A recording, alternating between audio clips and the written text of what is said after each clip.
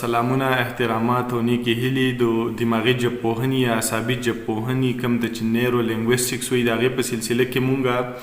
د ژبې د خطایۍ او کمزورۍ ټنګ ټیپ اینډ سلیپ باندې خبره کوو چې ژبه چې کوم دی نو کوم ځای خطا کیږي، څنګه خطا کیږي. په خبرو اترو کې هغه غلطي چې په غیر شعوري توګه باندې وشي هغې ته مونږ په پښتو کې خوله خطا کېدل وایو، لکه مونږ وایو چې خوله رانه خطا شوه. دا یوازې خوله نه خطا کیږي بلکې دا په تحریر کې هم کیږي، د پین په ذریعه بیا هم کیږي، په لفظونو کې د سپیلنګ یا چې کوم دی نو غږتوري په لیکلو کې غلطي کیدی شي، د ټکو په انتخاب کې غلطي کیدی شي، د معنی په لحاظ باندې هم کیدی شي. دا چونکې غیر شعوري توګه غلطي نو په دې باندې خلک رعایت هم کوي، ځکه چې وایي چې یاره خوله دې خطا شوه. خو نیوکې پې هم کیږي او تاسو خیال کړي نو ډېر زیات سیاستدانان په دې حواله باندې د هغوی مختلفې جملې مشهورې شوي هم دي، کوم چې د هغوی نه هغې ته چې کوم دی نو ټپ اپ د ټنګ یا سلیپ اپ د ټنګ هم ویلی شي. زموږ سره که مونږ مثالونه اخلو نو هغه داسې دي چې لکه وایي چې یو مولا د شپې روان و چېرته غل پې راپاڅېدلی نو ده ورته په تادۍ کې د هیرې نه وي چې ډزونه کې د بر مولا جومات یمه، یا چې کوم دی نو دا سندره چا داسې ویلي و چې بیا هغه ماښام دی او د جرمنیر د بخمنۍ ټقا راځي نه. او په شعوري توګه باندې مونږ هم چې کله واړو نو دا جمله به مونږ یو بل ته وي چې دا جمله تاسو زر زر وایي چې څوک به غلطي کوي چې ښه تکړه تکړه ترکاڼ، نو که دا جمله څوک زر زر وایي نو په دې کې خوله خطا کیږي یا ژبه چې کوم دی نو خطایي کوي. دا چې کوم دی نو دا قسمه غلطۍ په هغه ټکو یا په هغه لفظونو کې زیاتې کیدی شي کوم چې یو بل ته نږدې د هغې غږونه یو بل ته نږدې. دا چونکې یادیږي خوله یا ژبه، خو دا غلطي بره په ذهن کې کیږي او څنګه چې مونږ مخکې ووې چونکې ورنیکا چې دی نو د ارکویډ پاسیکولس په ذریعه باندې بروکا ته او بیا چې کوم دی نو د بروکا چې دی نو موټر کارټکس هغه دغه ځایونو کې چې دا کم عمل وشي نو دغلته چېرته څه خرابي راشي یا چې دی نو هغه زر جواب ورنه کړي شي او دلته د خلکو نه بیا مسل سم کارونه کړي نو دا وښویږي او خوله خطا کړي شي. د لفظونو په حواله باندې چې زموږ سره دا چونکې بشري غلطي ده او د انسانانو د غلطۍ کیږي، چونکې چې کله انسان پیدا شوی خبرې شروع کړي دا غلطۍ به شوي، خو په لیکلي شکل کې زموږ سره چې کله په دې حواله باندې دا ریپورټ شوی ده نو دا په 1650 کې په انګلینډ کې یو سړی و چې هغه خپلې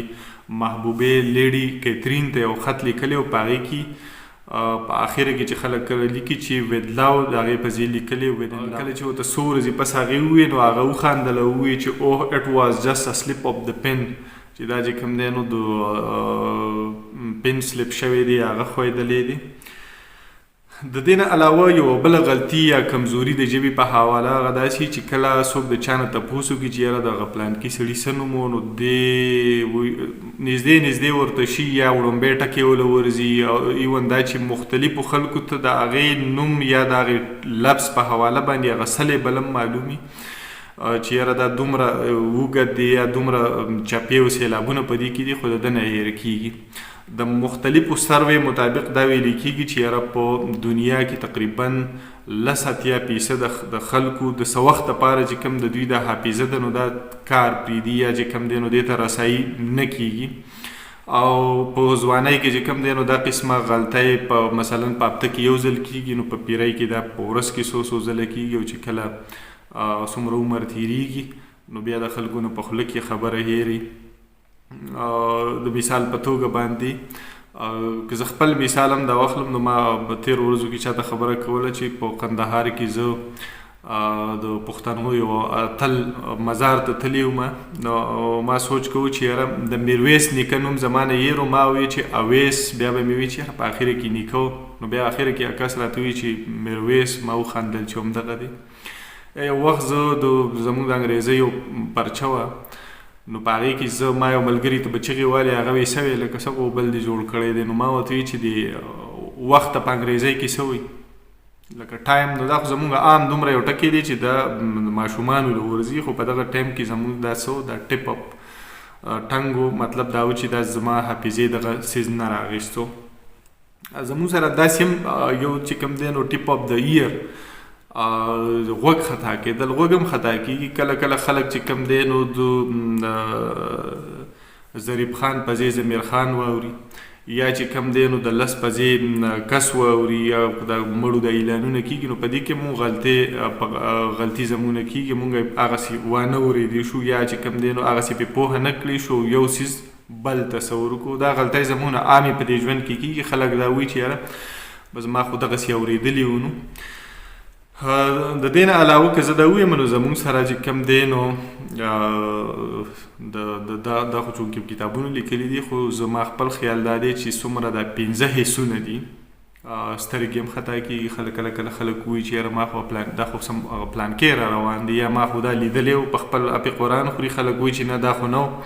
دی وایي نه چې ما لیدلی و. نو سترګې هم خطا کېږي، پوزه باندې هم کله کله بوی چې کم دی نو هغه یو شان ولګي او د ته بل شان ښکاره شي. دغسې لاس هم دی یو څیز ټچ کړي نو د هغې د یو شان ګڼي او هغه بل شان توی. نو دا خطایا او غلطۍ دا کېږي، خو چونکې کومې چې زموږ سره د ژبې په حواله باندې نو هغه څه دي، هغه د لاس خویدو چې کوم د تحریر دی، د تقریر په ذریعه باندې، د اورېدو په ذریعه باندې دغه خطایا کېږي، چونکې دغه غیر شعوري توګه او دا څه د مختصر وخت لپاره بیا خلکو ته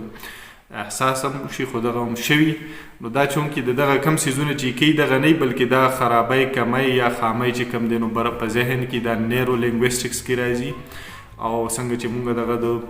ژبې سره متعلقه 4 حصې ویلې وي، نو دا د هغې سره متعلق دي چې هلته کې ګډوډ راغلي.